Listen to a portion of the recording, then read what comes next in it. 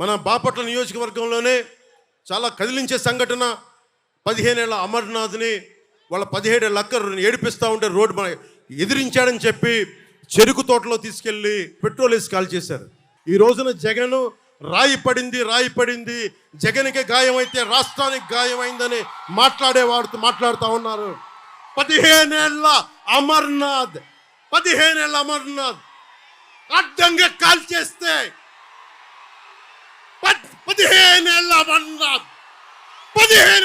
అమర్నాథ్ నిర్దాక్షిణ్యమైన పసిబిడ్డ చెరుకు తోటలో తీసుకెళ్ళి కాల్ చేస్తే రాష్ట్రానికి గాయం అవలా. 30,000 మంది ఆడపిల్లలు అదృష్టమైతే రాష్ట్రానికి గాయం అవలా. గాయం అయ్యిందంట. అదేంటి చిత్రమో పాపం. ఎప్పుడు ఎలక్షన్లు రాగానే ఆయనకి ఏదో ఒక గాయం జరుగుతుంది. కరెక్ట్గా ఎలక్షన్ ముందే ఎవరో ఒకరు చచ్చిపోవడం లేదా చంపేయడం.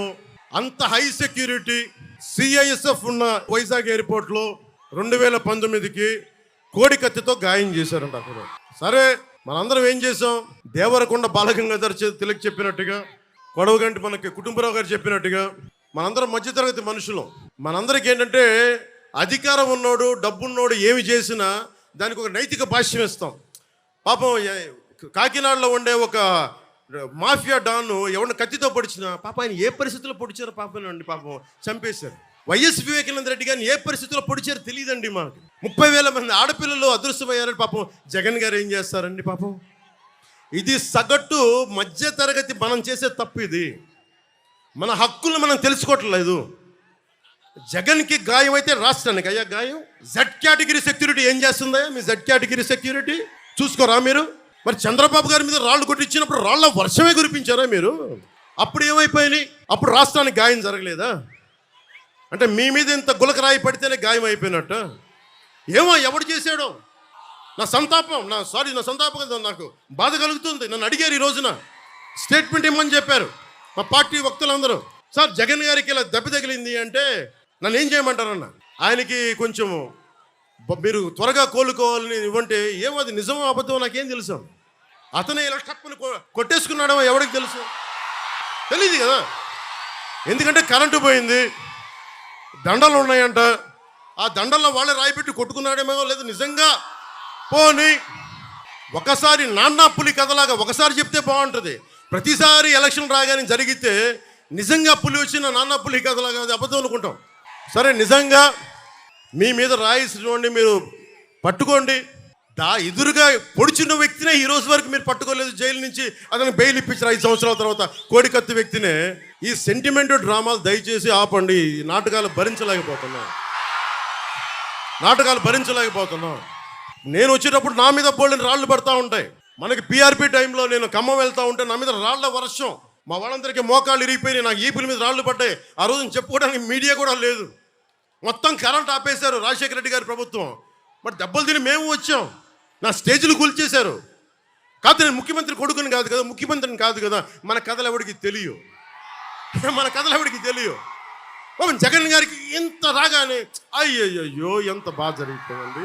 అయ్యయ్యో పాపం. అమర్నాథ్ని చెరుకు తోటలో కాల్ చేస్తే పాపం లేదు. అది వైసీపీ వాళ్ళకి పట్టదు. రేపల్లెలో ఒక ఆడపడుచుని దారుణంగా భర్త ముందు మానాన్ని పాడు చేస్తే పాపం దొంగతనం చేయడానికి వచ్చారండి. అలా అనుకోలేదండి. దొంగలని దుర్మార్గుల్ని వెనకేసుకొచ్చే వస్తే మనుషులు. జగన్ గారిది ఇంత పడగానే నాకు నిజంగా అనిపించింది, జెడ్ కేటగిరీ సెక్యూరిటీ మీరందరూ ఏమయ్యారయ్యా? పోలీస్ అధికారులు ఏమయ్యారు? డీజీపీ గారు ఏమైపోయారు? ఇంటెలిజెన్స్ ఆఫీసర్ గారు ఏమైపోయారు మీరంతా? అందరినీ దాడి చేసే వ్యక్తి అతని మీద దాడి చేయడానికి ఎవడన్నా సాహసిస్తాడా? మీకు ఎంతసేపు పట్టుకోవడానికి? రేపొద్దున ఎవడన్నా పట్టుకుని కూడా వాళ్ళు ప్రేరేపించారు, వీళ్ళు మీ వాడే చేశాడేమో. 2019లో మీ కూర్చోబెట్టి కోడి కత్తి కోసం జగన్ గారు సీఎం అవ్వాలని డ్రామా ఆడటానికి నేనే పొడిచానని ఆ అబ్బాయి చెప్పాడు. ఈరోజు అలాగే చేశారేమో కనుక్కోండి. కానీ నేను మీకు చెప్తున్నాను, ఇలాంటి డ్రామాలకి మనం పడాల్సిన అవసరం లేదు. దయచేసి పడకండి. నిర్ద్వందంగా దాన్ని తీసి పక్కన పెట్టండి. అరే, ఇద్దరు చెల్లెళ్ళు సొంత చెల్లెళ్ళు. అరే, మా నాన్నగారిని చంపేశారు, మా చిన్నాయిని చంపేశాడంటే అడ్డగోలుగా బద్దలు కొట్టి కత్తితో పొడిచి చంపితే అందరూ గుండి పొడిచి పడిపోయాడు. వీళ్ళ కథలు మనం ఎలా నమ్ముతాం? వివేకానంద రెడ్డి గారు అమ్మాయి సునీత గారు వైరాలజిస్ట్, ఆవిడ అమెరికాలో చదువుకున్న వ్యక్తి. నా తండ్రిని చంపేశారు, నా తండ్రిని చంపారంటే ఒక్క పోలీస్ అధికారి దాని మీద మాట్లాడు. CBI central bureau of investigation వస్తే కడపలో కోర్టులోకి వెళ్ళనివ్వరు వాళ్ళని. ఇంత దారుణంగా ఉంటే మనందరం కూర్చొని చేతులు ముడుచు కూర్చున్నాం. మనందరం, మనకు పౌరుషం చచ్చిపోయింది, మనందరికి చచ్చిపోయింది.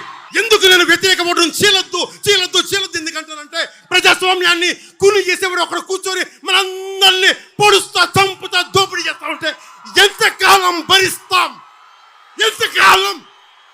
సుగాలి ప్రీతి 14 ఏళ్ల బిడ్డని స్కూల్కి వెళ్తే 10 మందిని నాశనం చేస్తే దాన్ని పట్టించుకోడు ఎవడు.